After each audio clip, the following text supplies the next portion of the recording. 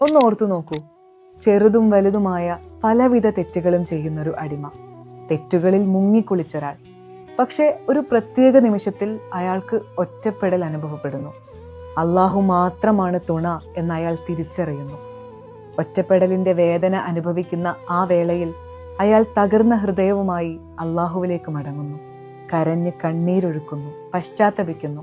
ഇനി തെറ്റിലേക്ക് ഒരു മടക്കമില്ലെന്ന് ഉറച്ചു തീരുമാനിക്കുന്നു.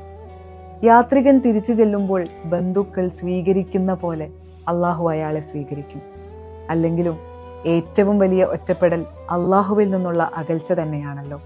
ഏറ്റവും വലിയ സന്തോഷം അവനൊപ്പമുള്ള നിമിഷങ്ങളും. അള്ളാഹുവിന്റെ കാരുണ്യത്തെക്കാൾ വലുതാണ് നമ്മൾ ചെയ്ത തെറ്റുകൾ എന്നൊരിക്കലും തെറ്റിദ്ധരിക്കേണ്ടതില്ല. നമ്മൾ ചെയ്തു കൂട്ടിയ ദോഷങ്ങളെക്കാളൊക്കെ എത്രയോ വിശാലമാണ് അവന്റെ കരുണയുടെ ലോകം.